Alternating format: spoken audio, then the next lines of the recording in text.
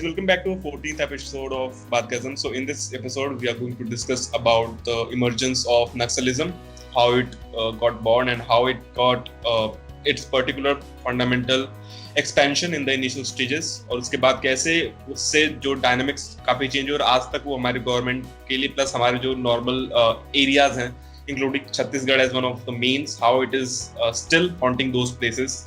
And the forces as well. We hear a lot of deaths every year in the operations. So ऐसा क्यों है और क्या वहाँ का fundamental चीज है जिसकी वजह से हम उसको tackle नहीं कर पा रहे हैं. And also we are going to cover some part of the Bengal violence, although we are going to be in a neutral form, including the part that states and all of the other forces are included, but we'll give a neutralized opinion on that. So all of that will be covered in this particular episode. So stay tuned till then.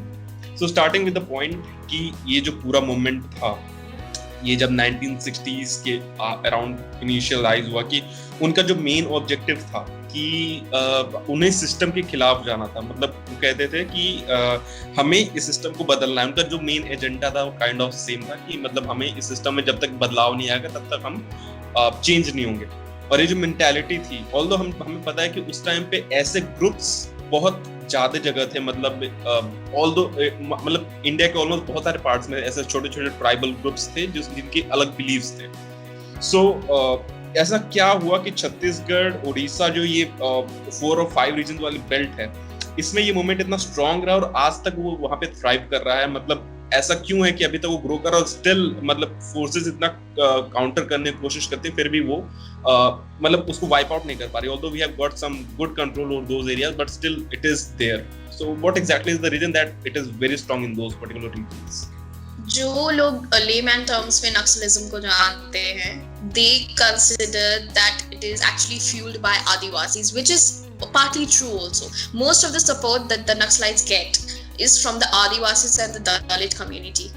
But Jin areas की तुम बात कर रहे हो, the Chhattisgarh, Jharkhand, Bihar, West Bengal, and now parts of Uttar Pradesh, Madhya Pradesh, Maharashtra, Andhra Pradesh, these are also included in it. West Bengal से तो शुरू ही हुआ था. The term itself is derived from the Naxalbari village of West Bengal. So why is it there? People think that it is because it is natural resources का area है ये सारा. There are so many natural resources there, especially in Andhra Pradesh, and the lack of first of all, Adivasi से क्यों support मिलेगा? Because they live on those forested areas which are rich in all these natural resources like minerals and everything, which the state and the union control eventually. But ये होता है कि this cannot be a valid reason alone, because if there is a Naxalite movement in Bihar because of the natural resources and the greenery, why is there just nothing in Himachal Pradesh?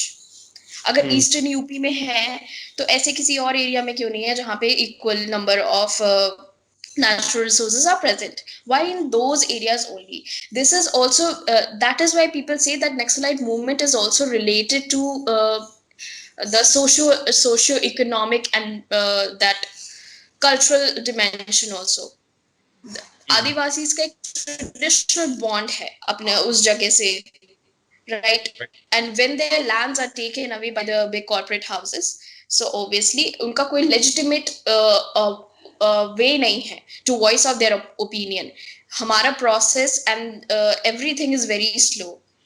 That is why they give support. और ये जो states की तुम बात कर रहे हो, they have high number of crimes against the marginalized people like Dalits and all.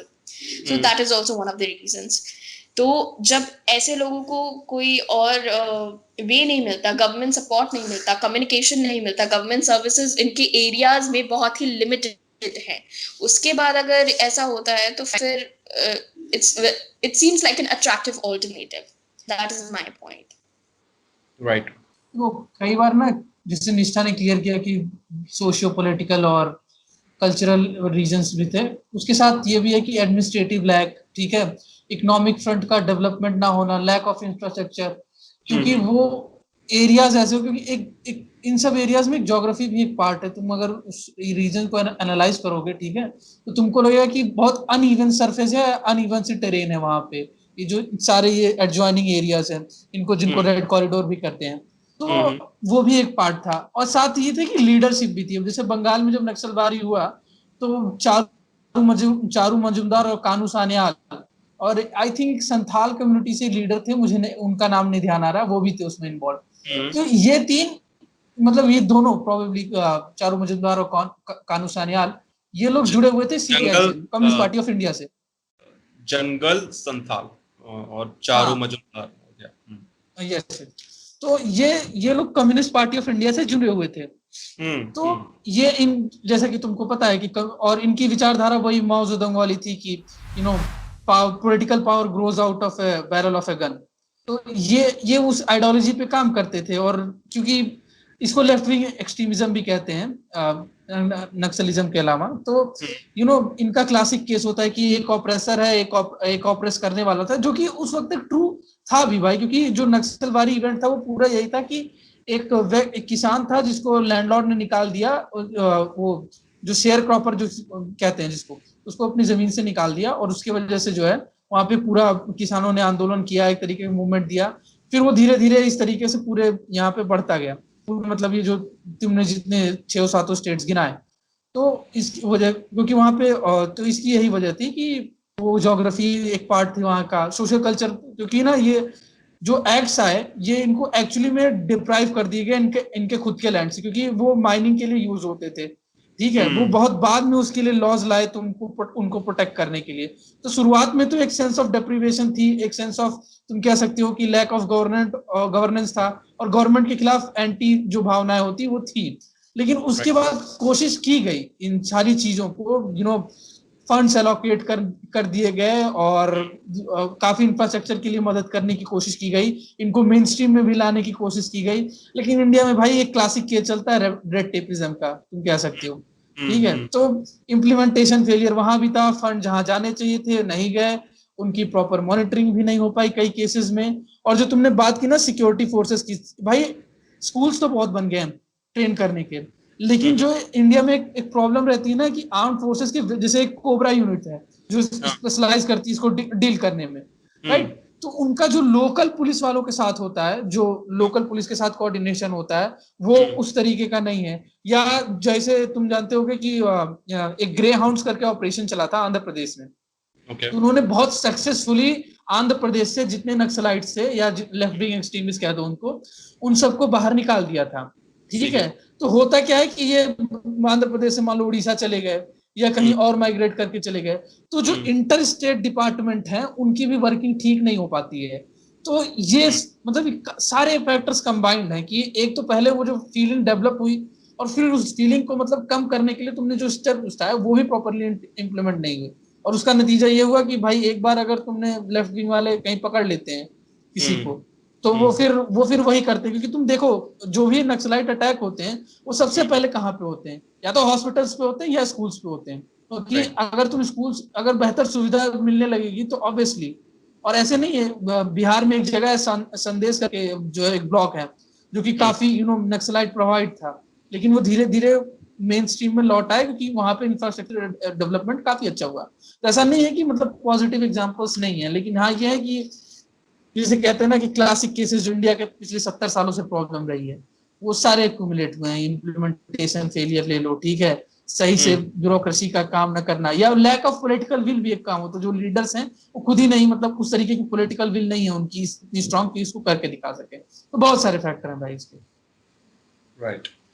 और ये जो मार्क्सिस्ट इंस्पायर्ड ये पूरा ऑर्गेनाइजेशन था जो स्टार्टिंग में मतलब बना, उसके बाद वो काफी टाइम तक पैसिव था, बट आफ्टर 1969 वो काफी हद तक मेन फ्रेम में आया। और उसके बाद जब इवन जो चाइना का इसमें लिंक है कि जब वहाँ पे चाइनीज जो कम्युनिस्ट वाला जो एजेंडा था, तो उसके बाद काफी हद तक वहाँ पे डिवीजन भी हुआ, बहुत सारे लोगों ने अपने पाथ चेंज कर दिए, बट स्टिल वो जो थ्रेट था वो कहीं ना कहीं उनके दिमाग में इस तरह से इस्टेब्लिश हो चुका था कि उनको बिलीव नहीं हो रहा था कि मतलब वो एग्री नहीं कर रहे थे सिस्टम से जुड़ने के लिए।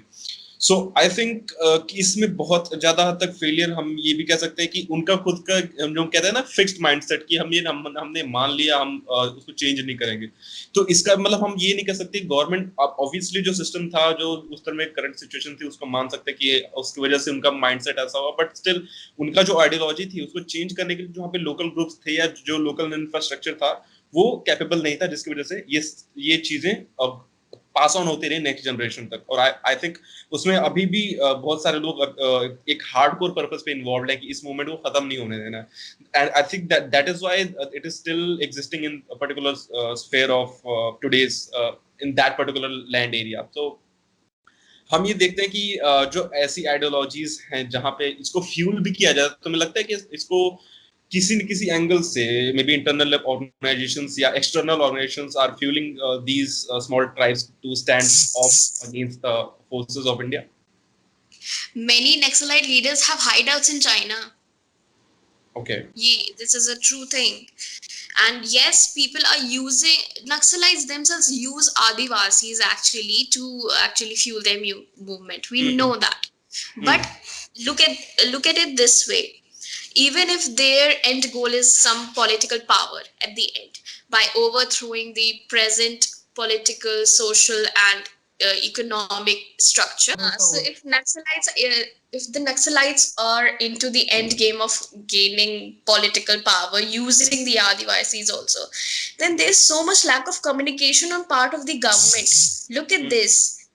People are ready to support these Naxalites over the government. जो कि एक्चुअली इकोनॉमिक ग्रोथ करना चाहती है और इंटीग्रेट करना चाहती है सोसाइटी को, बिकॉज तो वो कम्युनिकेशन गैप है कि नहीं है. Naxalites connect more with the Adivasis than our government representatives do, and that is not a good sign. तुम उन्हें क्यों नहीं कनेक्ट कर पा रहे हो that you will be given jobs, you will be given a quality life, and you will be, if your lands are taken away, in case of tribal communities that are living in forests, if your lands and resources are given to big corporates for the economy of the country, then you will be compensated rightly. Why is it not done? Land reforms में इतनी दिक्कतें आती हैं, and yes, as Himanshu talked about the political will of the people, जब तक opposition का यही रहता है कि जितने laws लाओ सब में अड़ंगा डालना है, you become the hurdle to every provision, every scheme of the government, just to show that the government in power failed to gain your own power in the subsequent in the other election. So वहां पे भी होता है, they allow the Naxalites to function in the areas that they control. They collect funds for them, and those funds are used to buy arms and for the recruitment purposes. Correct. So वो जहाँ पे, और ये हर political party करती है. I do not know of BJP because it hasn't controlled areas much. These areas are mainly controlled by the regional parties, or like in West Bengal and Assam and Congress. Right. There is such lack of communication there कि तुम उनसे connect नहीं कर पा रहे हो that our government services and the forces that you send brute forces to attack. Okay, justified because you label them terrorists. Okay, this is the way how radicals are treated. But at the same time, there is no अगर तुम वहाँ पे extend करो अपनी government services और उनको बताओ कि that yes, you will also be given the same amount of facilities as your urban counterparts get. So why do you think that they will not agree to it? उन्हें अपना और वो उस mindset, उस frame से निकालना ही होगा कि you cannot always live in the forests, marginalized, away from the society. Though they are actually and they are part of a social economic structure and cultural dimension, but they are separated by the Naxalites in some way or the other. And they are completely brainwashed against the government, and the only way that they think is right, because the government is so slow to act, because our judiciary is so slow to act, कि अगर किसी youth का 4-5 साल निकल जाता है ना, there's only anger and rage against the government. Right. They find that Naxalites are a legitimate way to voice out what we want. That is there. और इन सारे एरियाज में वो चीज इसीलिए बढ़ती भी है because there is a very major section of the society is deprived.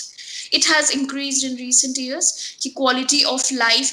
I saw a map where quality of life of Uttar Pradesh in some or more states has increased, has been improved compared to West Bengal.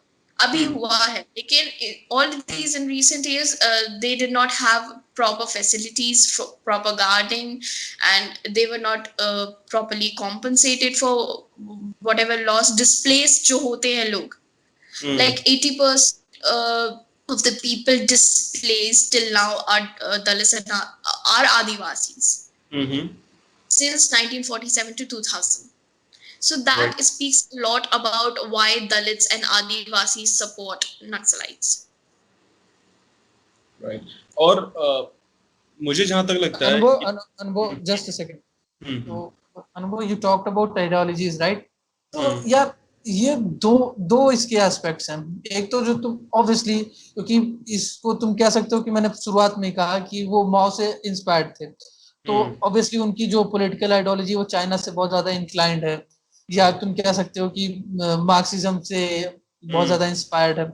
और दूसरी ये है ना कि India में भी कुछ लोग हैं जिनको हम कहते हैं सिंपैथाइजर्स, जो नक्सल्स के ह्यूमन राइट्स और बहुत सारी चीजों को, जब भी कुछ होता है ऐसे इंसिडेंट जहाँ पे नक्सल्स मरते हैं, तो वो काफी सिंपैथाइज करते हैं कि इनको बहुत, they are very downtrodden और बहुत ऑप्रेस किया गया. To an extent it is true, I am not denying that fact. Arundhati Roy, yeah. So apparently not, she has written a book about it also. She has traveled with the Naxalites and not.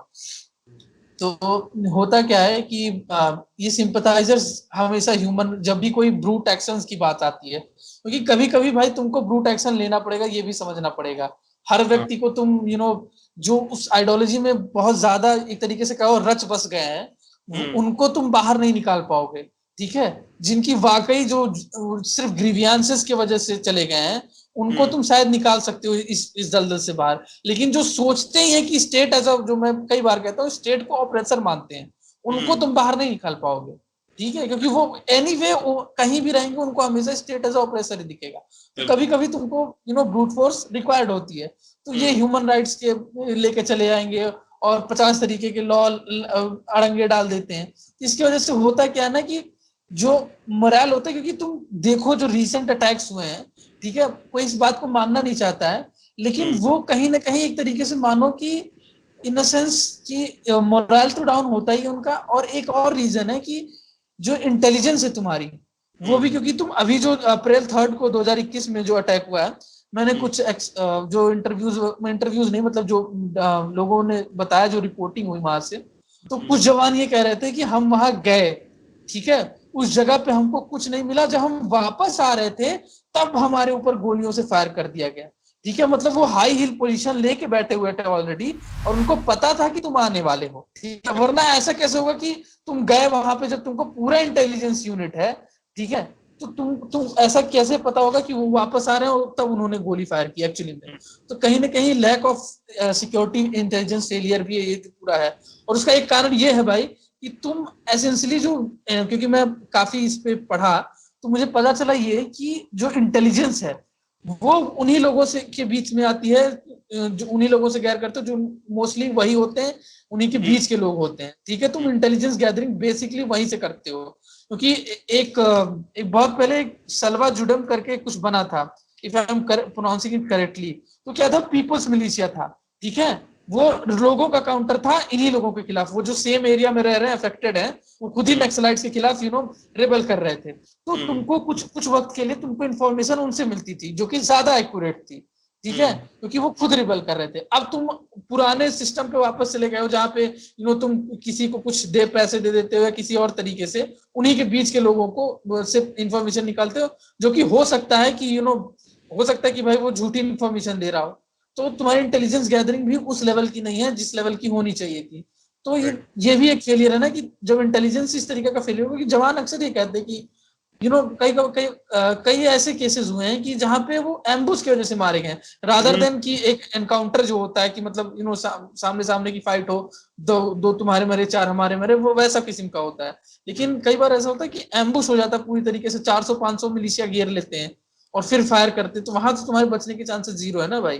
तो वो है ना कि बहुत सारे उसमें फिर security operational failures भी हैं, और ये है भाई, काफी ये भी एक बड़ा रोल प्ले करती कि इसकी वजह से तुम अभी तक नहीं उसको इरेडिकेट कर पाए हो। और जैसा तुमने मेंशन किया कि 1000 पुलिसमैन जब गए थे तो सुकमा और बीजापुर वाले एरिया में, सो वहाँ पे सीधे सीधे उनको ट्रैप में ले जाया गया। उनको लगा कि जो एरियाज है वो बिल्कुल खाली है, और जब एंटर किए तो उसके बाद उनको पता चला कि नहीं, ये तो प्लान था। तो उसके बाद उनमें काफी ज्यादा डेथ्स हुई थी। और हर साल around 400 Naxals in that area. Exactly और जितनी इंटेलिजेंस मिली थी वो कम की थी, like under 100 60-70 like that. उनका मोरल तो डाउन होता ही है, as rightly pointed out by Himanshu. उसके बाद ये मुझे लगता है कभी कभी कि is it politically motivated sometimes, क्या लोग जानबूझ के करते हैं या फिर मरने देते हैं, that because that allegation has been put by so many people. I don't know if it is true or not. Turn on intelligence services or make it better somehow. We cannot let this happen just again and again and again. और जैसे अरुंधति रॉय, गौतम नवलखा, वरावरा राव, इन लोगों की बात होती है, these people Varavara Rao in an interview said कि what were the CRPF jawans even doing there? I mean, वो terrorist organisation है Naxalites, they were doing their job protecting common people against them, क्योंकि वो चीज होती है ना, government forces are seeking the villagers support so that they can protect them against the Naxalites. Naxalites also do the same thing. They say that they are fighting for the poor, the marginalized, the Dalits, the landless people, and they seek the same villager support against the government forces. And इसमें activist वहां पे involve होते हैं ना, जो actually बात करना चाहते हैं उनसे, उनको मेन स्ट्रीम में लाना चाहते हैं, या फिर एज एन इंटेलिजेंस सर्विस काम भी कर रहे होते हैं कुछ तो उनको ये भी होता है कि if I get some kind of information of the disturbances I can involve the government authorities, but in all these they are also under assault by the Maoists and the government forces and the media. So है ना कि गेहूं के साथ गुण भी पिस जाता है, वैसा कुछ वो भी होता है कि people, the innocent people get caught in all this. The local population also, which is just using Naxalites to voice out their opinion, and also the activists. That happens. We cannot deny it. लेकिन हाँ, कुछ लोग sympathizers हैं, including the Wire का जो founder है, उसकी जो wife है, she's yeah, Karan Thapar की wife? No, the founder of the Wire, he's someone else. Virendra Rajan, I don't remember his name. So Mrs. Sundari, someone, she's a DU professor. She is also have been named by the Naxalites that have been caught by the Jawans. So these people, ये कहना बिल्कुल सही होगा कि urban Naxals do exist, and these are no one else but the university professors, the politicians, and the sympathizers of all kind, who are intellectuals, hailed intellectuals in our society by their left. So that is also there. सब लोग इस situation का फायदा उठा रहे हैं, because if government had this political will, तो वो अपना most of the budget उन areas में लगाते जहाँ पे ये सारी problems arise हो रही हैं। तुम उनका at least social economic जो barrier है उसको break करने के लिए तो करो ना। We spend like majority of our budget on military services. These can be shifted to welfare services अगर ये situation नहीं होती तो। Right. वो कहते हैं ना कि जब अगर प्रॉब्लम अनुभव जस्ट अ सेकंड, निष्ठा, एक तुमको एक करेक्शन देनी थी। एक्चुअली तुम इंटेलेक्चुअल तभी हो जब तुम लेफ्ट विंग से हो, अगर तुम राइट विंग से हो तो तुम इंटेलेक्चुअल हो ही नहीं। हाँ, वो तो है। वो तो प्रूवन बना दिया गया यार, ऐसा तो मतलब कि हाँ, मैं पढ़ी लिखी गवार हूँ। called me right winger. मैं right winger हूँ भी नहीं, ठीक है? Call me index winger. I speak for the nation. मैं No right तुमको winger. राइट विंगर नहीं, मैं बस ये कह रहा था कि तुम लेफ्ट विंग से हो तो तुम तभी तुम इंटेलिजेंट हो, उसके अलावा नॉन लेफ्ट हो, तुम राइट हो, इंडिक विंग हो, कोई भी हो। Called me right winger in the group chat. मैं बस ऐसे ही तो कुछ और हाँ. ठीक है। तो इसमें एक और एंगल है कि जो नक्सलाइट्स होते हैं, जैसे हम लोग का एक एक्सपीरियंस था, मेरी दादी डॉक्टर थी, उनकी पोस्टिंग ऐसे एरिया में थी, सोनभद्र, तुमने सुना होगा, तुम्हें पता ही है, सोनभद्र में बहुत ज्यादा नक्सलाइट्स। सो उस टाइम पे मतलब उनकी विलेज में पोस्टिंग थी। सो वहाँ पे लोग जो एक्चुअली हम लोग जानते थे कि ये लोग नक्सलाइट्स है, वो लोग मेडिसिन लेने आते थे। और इवन दो अगर जो लोग कहते हैं ना कि मतलब वो क्रूएल नहीं होते हैं, उनके पास लड़ाई कि वो मानते हैं कि उनको लड़ना है। और वो जब आते थे ना, इवन दादी ने बताया था कि एक इंसिडेंट हुआ था जहाँ पे उन लोगों की डिमांड करी थी, बट ऐसा नहीं था कि 2-3 लाख मांग लिया, ऐसा एक फ्रेजेबल उन्होंने बोला कि मेरे को, हम लोग को जरूरत है इसलिए मांग रहे। तो दादी ने उनको फुलफिल किया। तो ये काइंड ऑफ ऐसा नहीं कि मार देंगे काट देंगे, वो काइंड ऑफ उस लेवल पे नहीं जाते, लेकिन फिर भी उनके मन में जो हेटरेट रहती है ना कि मतलब सिस्टम के अगेंस्ट यार लूटपाट करने का, या वो क्या बोलते हैं, प्री फाउंडेड रहता है, उसमें वो लोग चेंजेस ही नहीं करते हैं, चाहे उनको कितनी भी तुम सपोर्ट दे दो, कितना भी तुम मेडिकल एड दो, चाहे कुछ भी।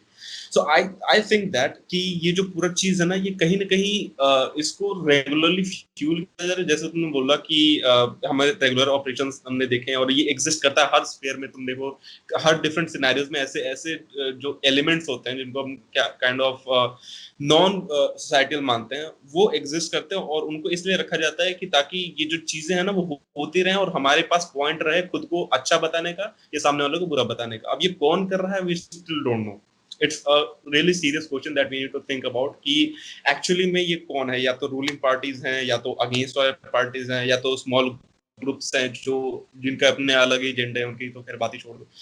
बट द पॉइंट इज कि दे आर बीइंग फैसिलिटेटेड, क्योंकि अगर उनको मशीन गन्स नहीं मिलेंगी, अगर उनको एमओ नहीं मिलेगा, अगर इनको जरूरत की चीजें नहीं मिलेगी, तो वो सर्वाइव कैसे करेंगे? उनका जो सर्वाइवल है वो ऐसे ऐसे थोड़ी हुआ कि वो बस वेट कर रहे हैं कि अगर उन्होंने मार दी तो इंसान पे इंसेंटिव मिल रहा होगा, ऐसा तो होगा नहीं। So they are somewhat being facilitated by the groups or the governments. We still need to find that. और रही बात कम्युनिकेशंस की, तो I think that we need to establish a good communication with them, and जो locals हैं we need to talk more with them. हमें उन्हें, अगर उन्हें पैसे भी देने पड़े, उन्हें कुछ भी, अगर वो कहते हैं कि हम इस लेवल पे एग्री कर जाएंगे, तो उन्हें ऐड करो, but try to wipe up these things from the areas, because इसको कंट्रोल किया गया, but still the final wipe out is still left, और इतनी जाने जाती हैं हर साल that it is just, it doesn't feel right. So my conclusion of this topic is that. Any inputs? भाई बिल्कुल एकदम सही बात है कि सारे लोगों को एक चैनल होना चाहिए जहाँ से तुम प्रॉपर कम्युनिकेशन कर सको और उनको ये समझा सको कि मॉडर्न डे नेशन स्टेट्स में तुमको हर चीज थ्रू डेमोक्रेटिक मींस से अचीव की जा सकती है। अगर वो कंट्री डेमोक्रेटिक है, जो कि हमारी है, तो वहां तुम अचीव कर सकते हो। वायलेंस करने का कोई फायदा नहीं है, क्योंकि इन लॉन्गर रन किसी को बेनिफिट नहीं करेगा, ना कंट्री को बेनिफिट करेगा, ना तुम्हें बेनिफिट करेगा। तो अगर तुम इनको ये बात समझा सकते हो तो वेल एंड गुड, जो लोग हो जाए वेल एंड गुड है। अगर बहुत ही एक्सट्रीमिस्ट एलिमेंट है तो उनके लिए तो तुमको ब्रूट फोर्स यूज करना पड़ेगा। और तीसरी सबसे चीज ये है कि हमको अपनी सिक्योरिटी इंटेलिजेंस मजबूत करनी पड़ेगी, और जो कनेक्शंस हैं, या जो निष्ठा ने पॉइंट आउट किया कि चाइना से भी कनेक्शंस हैं, जो कि है क्योंकि तुमने एक पार्टी का नाम सुना होगा, if I am not wrong, Naga insurgency वाली जो सपोर्ट करते थे कुछ वक्त पहले, NBICN समथिंग लाइक दैट। तो उनकी भी नक्सलाइट से काफी कनेक्शन है, तो मे बी समवॉट ट्रांसपोर्टेशन वहां से हो जाता होगा। तो इन ग्रुप्स के बीच में भी तुमको फ्रैक्शन मेंटेन करना पड़ेगा, ताकि कनेक्शन इनका जो स्ट्रॉन्गर ना हो पाए। तो अगर ये सारी चीजें करते हैं तो may be 10, 20 years, 25, 30 years down the line ये सही कर सकते थे। करेक्ट। वो बस नहीं है, और गवर्नेंस अगर इंक्रीज करना है, बिकॉज जो रिप्रेजेंटेटिव्स हैं, अगर तुम्हारी होल्ड नहीं है लोकल पॉपुलेशन में, तुम्हारा एडमिनिस्ट्रेशन अच्छा नहीं है, and the law and order comes under state control also, तो वो सेंट्रल गवर्नमेंट तब तक उन पे छोड़े रहती है जब तक स्टेट गवर्नमेंट डजंट रिक्वेस्ट कि हमें फोर्सेस, मतलब हमें तुम्हारी हेल्प चाहिए, ऐसा करके। So if there has to be a better coordination between the center and the states to actually wipe out this problem completely, because internal security threat जब तक होता है, आप external security threat से कैसे लड़ोगे? Right. No country is a superpower until it is strong from within. और economic growth भी इससे हैम्पर होती है, because if these conflicts between the big corporates and the Adivasis continue, this is not a good sign at all. This will hamper the economic growth of the country and integration of all the classes of the society. So Right. this needs to be actually looked at. इतना seriously इसको लेते भी नहीं. Media coverage जितना कश्मीर को मिला, you did not get it. For Naxalites and all that. वो तो जब कोई जवान मर जाते हैं तब ये मीडिया में आ जाता है. Why not all the time? Okay, you label them terrorist organization. I agree with that. Radicalism is not the way in a democratic society like ours, and they should be punished for it. They are criminals.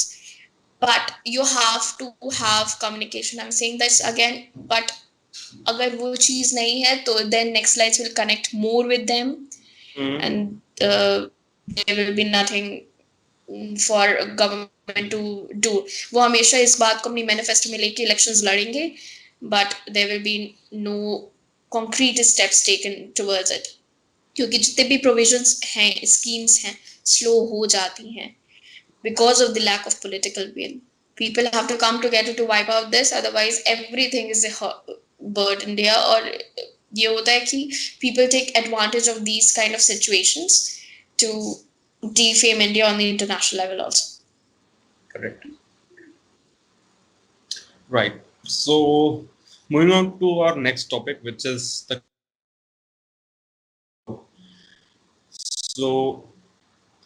तुम्हें क्या लगता है अभी का जो scenario है उस पे? सबसे पहले तो यार मेरे को पता नहीं क्यों इरिटेशन है इन लोगों से जो बार बार ये बोलते हैं कि read this because this is BJP IT cell, this is fake agenda, this is the corporates move, or this is the move by the people.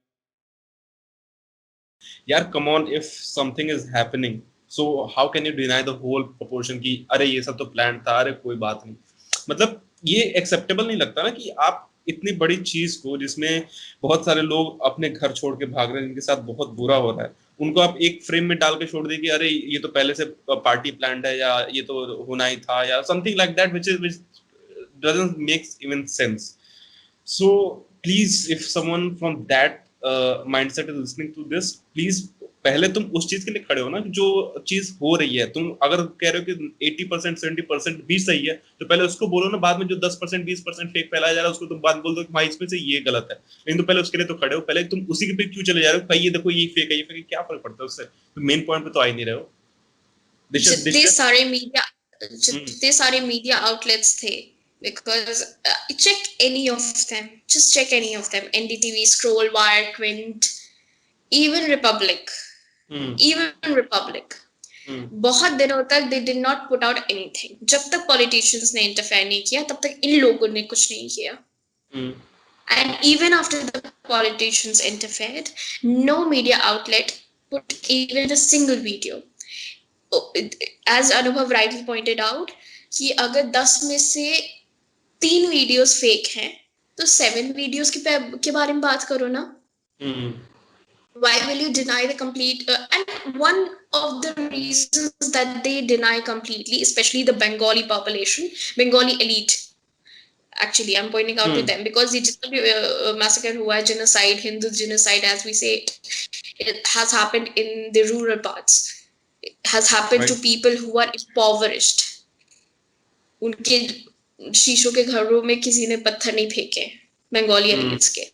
That is why I'm pointing it out specifically to them. Ki if they are just trying to justify their vote, they are trying to justify that why BJP is not in power in Bengal when why TMC is, and why our vote was a right decision. Now they are into the all that justification loop. जो हो रहा है ठीक हो रहा है. और and people से कि ये तो हमेशा का है बंगाल का. Why is it talked only right now? Because BJP is there. So I was like, what do you want? You don't want people to talk about it ever? Hmm. And how like 300, 400 families leaving Bengal, leaving their homes, crossing the border to Assam, normal in today's time. Where are we living? Stone age hai kya? इधर से उधर मार रहे पीट रहे एक दूसरे को. And they say that riots happen all the time. BJP also does it. I'm like, political killings are different. West Bengal ki political killings date back to the communist rule that ruled for 34 years. They used to cut fingers of those people in rural areas who did not vote for the party. Hmm. The extremism was to that level. No wonder they did not spread across the India. Right. And one of the reasons that people did not vote for BJP now, I think, is because they feared for their life. There are many BJP supporters who did not even go a step out of the house to vote for them. They think that if I vote for BJP, I'll be attacked. Hmm. And if I vote for BJP, BJP is not going to win there for various reasons. And one of the reasons being that you did not connect to the population at that level. Exactly. Rallies तो बहुत कर ली, but you did not really talk about the face of the CM more, who is going to rule you, and the Bengali sentiment about they were all about Jai Shri Ram. They are happy with Jai Shri Ram, but Jai Shri Ram is being ridiculed by Mamata Banerjee again and again, as if it is something demonic chant, but it is not. And that resonate, and what resonates with Mamata Banerjee does not resonate with BJP. There are many reasons, and people who are denying everything about it are just, they are like, ये तो हमेशा होता है. Why are you talking about it now? So अब वो से उनको निकालना is like impossible, because if Bengali population doesn't stand up for itself, no one else will. They will be like, why are you even talking about it? You are not here. If you talk about it and they do not, it's no use. Swapan Das, from Swapan Das Gupta, who is actually in Bengal, to everyone, even the CPIM. CPIM and Congress are being attacked, but they also, but even after that, people are like, it's all fake. It's IT self-propaganda. But 90% हो सकता है. Talk about the ones that are real. I even commented on so many media outlets, okay, this one is fake. What about the actual ones? Why do you not post that? They only fact checked all the fake videos, but did not put out a single video that was actual violence against the women, against the party workers, against their kids, their homes vandalized, everything.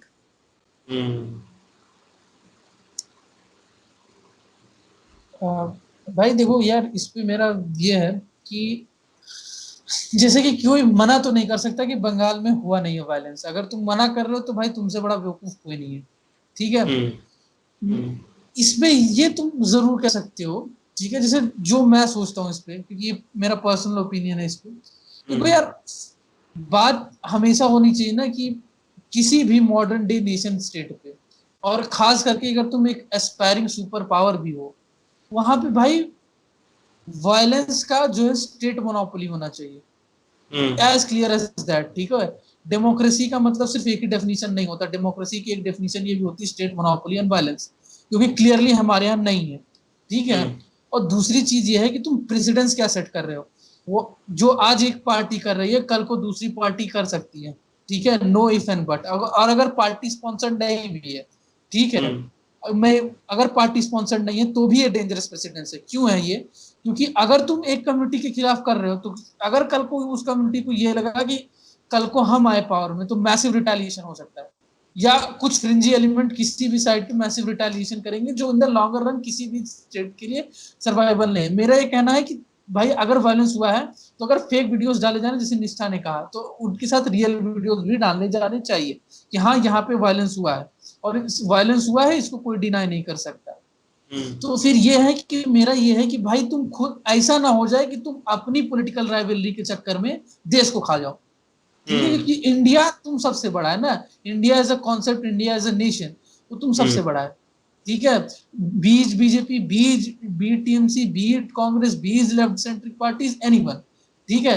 इसमें अगर हुआ है तो अगर centre ने state report मांगी, अगर ministry of home affairs ने रिपोर्ट मांगी, तो रिपोर्ट क्यों नहीं पहुंची उनके पास, रिपोर्ट क्यों नहीं दी जा रही, ठीक है। और बीजेपी की भी एक जिम्मेदारी यहाँ बनती थी। आई am not only condemning TMC if violence is conducted, क्योंकि भाई बिना रिपोर्ट के यार कुछ कहना मुश्किल होता है ना, क्योंकि तुम एक बार रिपोर्ट प्रॉपर आ जाए उसके बाद तुम उसको टेक ले सकते हो, जो आउटसाइड से लग रहा है। रिपोर्ट आएगी भी तो most of the Mamata Banerjee has doctored videos है, मतलब उसकी के स्टेट में उसी के पार्टी वर्कर्स क्या कर रहे हैं, she doesn't even know, like what a fool they have elected for their as a CM. वही तो मैं कह रहा हूँ कि डेंजरस CM है, at least he knows that something is happening, he just puts up the posters of all the violators. Property बेचो, खत्म करो. I do not know how far it is correct, or people will disagree with this method, but at least he knows it, no, law and order governance पे अब जाके कुछ control तो है वो वहाँ पे. And governor of Bengal has said कि the day election results are declared, the power and this control of the police is back to the CM who has won. उसकी oath ceremony नहीं हुई थी, but still she had the power. उसी के everyone knew that TMC won, Mamata Banerjee is going to be CM. मेरा इसमें ये कहना है भाई, उसकी बात नहीं मानती, like seriously पुलिस बात नहीं मानती. ये भाई देखो, ये ना, ये मैं कहता हूँ कि इसी को कहते हैं शेयर हिपोक्रेसी। अगर किसी भी पॉलिटिकल पार्टी को, ठीक है, ऐसे कुछ काम करवाना होता है तो एक फोन पे सारा काम हो जाता है, और जैसे ही कोई ऐसी प्रॉब्लम आती है लॉ एंड ऑर्डर की, तो वहां पूरा कॉन्स्टिट्यूशन और पूरा लॉ प्रोसीजर ढूंढने लगते हैं। नहीं, मैं कहता हूँ नहीं भी हो। Governor of Bengal said to the local media person there, at least you read the law before you come to ask questions. He said that. कह रहा हूँ ना, that उसने मान लिया. Your CM said in you actually listened to her and agreed whatever she said is only true. Why don't you do some kind of research? I cannot make up for ignorance. He said that I cannot make up for ignorance. I can, if your eyes and ears are shut, I cannot help it. Those are strong words. And if still people, and National Commission of Women has actually gone there, मुझे लगता है that representatives of that commission have gone there and talked to the people and concluded that the girls are receiving rape threats and they don't want their daughters to live in West Bengal. They want them to go outside. What kind of state a woman is creating? Right. A woman. उसके under ये होना चाहिए कि दीदी है, दबंग है वो, because we know that she is rowdy. Okay, we know that she has all the power. We know कि उसके चमचे इधर उधर एक चीज बोलेगी, चाहे वो गलत भी हो तो भी हाँ वही सही है. We know it. Under that kind of a situation, उसको तो ये होना चाहिए that she wins the trust of all the women first. Their security. And it's not just, and people are calling it Hindu genocide for one reason, that even TMC workers who were Hindus, their shops were burnt. And the woman worker has put out a video. I forgot her name again. She said that they told me that your shop will not be burned, you will not be touched even, but still they burned my shop. It was to be done to the BJP workers, not to me, but they did it to me anyways. वही है ना कि मैं उन्हीं लोगों को Saraswati Jana, there are 4 people carrying her across, like they dragged her from the house, they lifted her up, they're carrying her, and there are people who are coming, don't do this, but there are 4 of them and there's no one. I guess she was being dragged, she cried and she looked so beautiful, like she was just 20 years old. And whatever happened to her, like, रोना आ जाता है उसको देखकर, because you often you know that people are being raped, but you do not see it on video that how are they being dragged, lifted up, kidnapped, and tortured, and they're crying for help, and there's no one to help. And even that did not shake the conscience of many female Bengalis. I tagged many of them who were laughing at the defeat of BJP. So I was like, you voted for an inferior party anyway. That was BJP. But how is your voted party protecting the females there? Again, the same logic, riots happen everywhere, BJP does it, what about Delhi riots? I'm like, when Delhi riots happen, everyone talked about it. When all political killings are happening, no one is talking about it, even the Bengalis, because they want to justify their vote. But I just want to listen to all this. Right. वही है ना भाई कि कहीं भी political violence हो रहा है तो तुम उसको ये कह के नहीं टाल सकते कि वायलेंस हो रहा है, ये होता आया है, ठीक है। तुमको भाई उसके लिए सिचुएशन लेनी पड़ेगी। जैसे हर वक्त तुम आवाज उठाते रहते हो, ठीक है, तो इसके बार भी आवाज उठाओ कि क्यों हो रहा है। क्योंकि देखो पॉलिटिकल वायलेंस, जैसे निष्ठा ने कहा कि एक या दो लोगों का मर्डर होता है तो उसमें भाई इंक्वायरी बैठ सकती है, लेकिन अगर 400-500 फैमिलियां फ्री हो रही हैं जो रिपोर्ट्स कह रही हैं, ठीक है, अभी फिलहाल के लिए, तो अगर भाई ये हो रहा है तो इसको दूसरा कश्मीर ना बनने दिया जाए, ठीक है। ऑलरेडी तुम्हारे ऊपर एक कश्मीरी एक्सोडस का धब्बा है, तुम फिर उसकी, और अगर तुम किसी चीज के लिए बीजेपी को क्रिटिसाइज कर रहे हो और अगर वही चीज करने की तुम फिर कोशिश कर रहे हो, तो how are you any better than them, even if you are criticising them for the same thing, ठीक है। और अगर 10 में से भाई 7 की बात, minorities had to leave it. Imagine if any state is forcing its minorities out of the state. Just imagine the outrage. You know what the level of the outrage from everyone. Like if they are better, like Manmohan Singh said once that they have the first right on our raw materials. He said it as if we are second-class citizens and they are first-class citizens. If you want equality, then you should equally outrage also. Now I think, why should I outrage on anyone who did not support me in this particular case? Like, I will think twice before supporting that person. People have given images and all during the Delhi riots that this is fake, this is true, this is not fake. Yes, mosques are being burnt and there's the saffron flag there. You do not see how people are dragged from their homes in Bengal, then please don't be concerned with Delhi after this, if anything happens there. Or Delhi riot. भाई मेरा कहना इस पे simple सा, अगर 10 में से एक बंदे ने भी घर छोड़ा है ना, अगर 10 में से एक बंदे के साथ भी गलत हुआ है तो गलत ही है, ठीक है। उसको तुम ये नहीं कह सकते कि 10 में से 9 फेक हैं। अगर एक भी सही हुआ उसमें से, ठीक है, तो भी वो गलत है। ऐसा प्रेसिडेंस नहीं सेट करना चाहिए, क्योंकि बैड प्रेसिडेंस ना भाई बैड रिजल्ट्स में ही लीड करता है ओवर द टाइम। ऐसा कभी नहीं होगा कि 2 रॉन्ग्स मिलके कभी एक राइट बना देंगे, ठीक है। That happens only in mathematics, in real life that doesn't happen. तो मैं कह रहा हूँ कि लोगों से मतलब यार तुम्हारी खुद की कैसे, मतलब अगर ऐसी कोई चीज हो रही तो तुम्हें स्टैंड लेना चाहिए ना, more than the political parties. क्योंकि हम अक्सर देखते हैं कि सो कॉल्ड जो एक्टिविज्म होती है, जो सोशल मीडिया प्लेटफॉर्म पे लोगों के द्वारा, कि देखो ये मत भूलना, यहाँ मिसमैनेजमेंट हो रही, यहाँ मिसमैनेजमेंट हो रही। मैं काफी पोस्ट देख रहा हूँ इंस्टाग्राम पे अपने लेटेस्ट, ठीक है, कि ये मत भूलना, रिमेम्बर करना, ये करना, यहाँ मिसमैनेजमेंट हो रही है। और इवन मैंने अपने कुछ हद तक दोस्तों से बात की है, ठीक है, तो वो जान सब कुछ रहे लेकिन पता नहीं क्यों साइड नहीं लेना चाहते, ठीक है, गलत को। मैं कहता हूँ कि अगर कोई कहीं गलत है, ठीक है, तो तुमको उसको वहां आके कंडेम करना चाहिए, क्योंकि बैड प्रेसिडेंस कभी नहीं सेट करना चाहिए। अनफॉर्चुनेटली हमारी कंट्री में हमेशा बैड प्रेसिडेंसी सेट किया जाता है किसी भी मामले को लेकर के। तो ये है भाई कि अगर रिपोर्ट्स बिल्कुल आनी चाहिए क्लियरली, सेंटर को मांगनी चाहिए, जो सेंटर की ताकत है जो करनी चाहिए। लोगों को भी इस बारे में एक्टिवली लेना चाहिए, जैसे हर मामले में ट्विटर पे ट्रेंड करा दिया जाता है, तो इस तरीके से। और भाई ऑन अ पर्सनल लेवल में समझता हूँ कि दूसरा कश्मीर अगर वो हो रहा है तो वो नहीं होना चाहिए। इट इज वेरी प्रॉब्लमेटिक, ठीक है। अगर 400 अगर 40 भी फ्ली हुए हैं, ठीक है, अगर 400 की रिपोर्ट है 40 भी फ्ली हुए तब भी ये बहुत रॉन्ग है, ठीक है। तो ये कश्मीर नहीं बनना चाहिए दूसरा एक्सोडस के मामले में, ठीक है। और अगर नहीं हो रहा तो भी ये बात सामने आनी चाहिए ना, खुल के रिपोर्ट आनी चाहिए।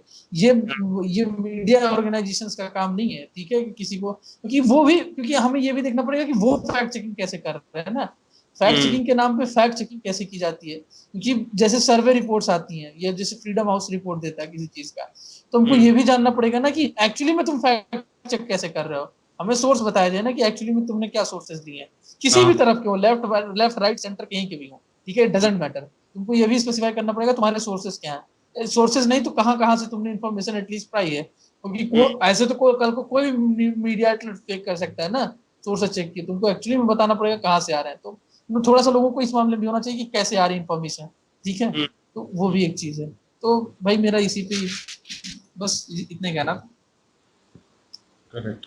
और सबसे बड़ी चीज है कि अगर यहाँ वहां पे ऐसा हो रहा है, सो अगर ऐसा कुछ हो रहा है, सो सबसे बड़ी चीज है कि सेंटर को भी अपनी रिस्पॉन्सिबिलिटी समझनी चाहिए कि अगर आप पावर में हैं, सो मैं ये नहीं कर रहा कि प्रेसिडेंट रूल आदो something like that is very extreme situation, but still उनको इतनी रिस्पॉन्सिबिलिटी समझनी चाहिए कि वहाँ पे जो फोर्सेस डिप्लॉयड है एटलीस्ट उनको थोड़ा सा चार्ज दे दे कि वो एटलीस्ट नहीं तो कम से कम थोड़ा सा कंट्रोल तो लाएं, थोड़ा सा जो सिचुएशन है उसको वर्स ना होने दें। जो हो गया ठीक है, अभी अगर आप डिप्लॉय कर दोगे तो वो एटलीस्ट कुछ तो कंट्रोल करेंगे।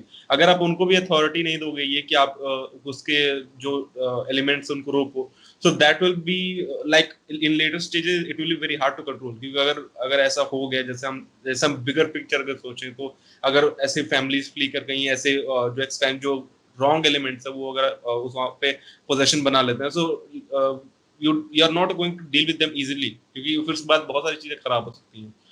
सो इट्स जस्ट दैट कि आपको सोचना पड़ता है, कई बार डिसीजन लेने पड़े पहले कि अगर आप इस टाइम पे नहीं करोगे तो फिर बाद में उस चीज के ऊपर रिटेलिएट करना या उस चीज के ऊपर गिव बैक करना बहुत मुश्किल हो जाएगा। So that is a very wrong strategy to wait and then attack later. So if you have to stop something then do it now. That is what my thinking on this is. They take political advantage from these situations. And also they're scared that if BJP does anything, then this fascism tag will be all over them again, all over the BJP again. But TMC is not going to go anywhere because TMC has the history of communal violence, rioting, less development, lack of security, and illegal immigration, everything. But still it won. BJP तो अच्छा करने का जीतने वाली तो है नहीं। So I even saw a meme where a Muslim guy was there and he said, आप चाहे जो कर लो, वोट तो नहीं दूंगा। That happened. And this time if we look at Bengal elections, the Muslim vote has consolidated against BJP. And all thanks to Prashant Kishore and his leaked video. Because once you put that idea that okay, Modi is getting popular among Hindus and Hindus, they start voting aggressively. They do not think of the manifesto then. They just do not want an outsider there.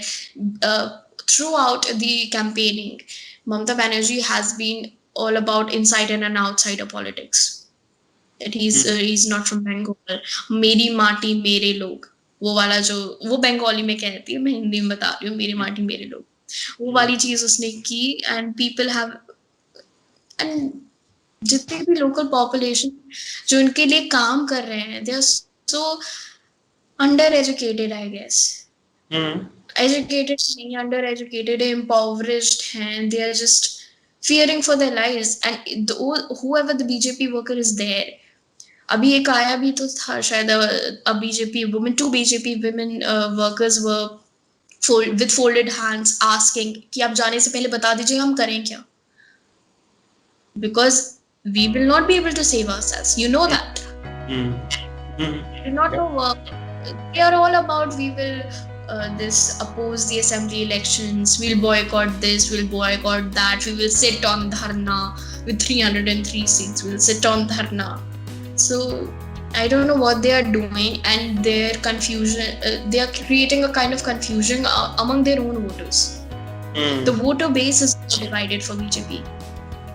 First of all, this corona handling case, the rallies that they did, now the inaction in Bengal, people are divided, which is very harmful for them because the ugly elections UP में है, right? Ugly elections UP में है. This is going to affect it.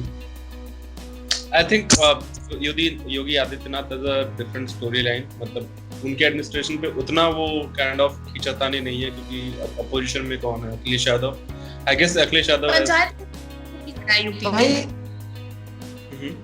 कुछ समझ नहीं आ रहा था यार. जिसे समाजवादी इसका इफेक्ट जो दिखा रहा.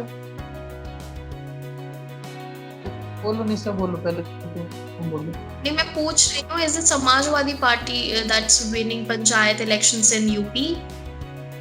Yes, that's correct. No, it's Sapa में पंचायत इलेक्शंस काफी जीते हैं. That's why I have covered. मेरे यहाँ से भी सपा ही जीता है, तो मेजॉरिटी सपा जीती है पंचायत इलेक्शंस. वही अगर इन लोगों का जो लोकल बेस है, local population from the villages, अगर ये लोग नहीं वोट करेंगे. भाई मैं तुमको एक मतलब ना क्या कहते हैं कि एक एग्जांपल देता हूँ कि जैसे जब मैं 2021 में आया था, ठीक है, मतलब 2021 से यहीं पे हूँ मैं, घर पे ही. तो जो एक फीलिंग थी, ठीक है, जो बीजेपी के लिए फीलिंग थी, वो चेंज हो गई भाई. और वो बहुत ग्रास रूट लेवल पे मुझे चेंज होती हुई दिख रही है.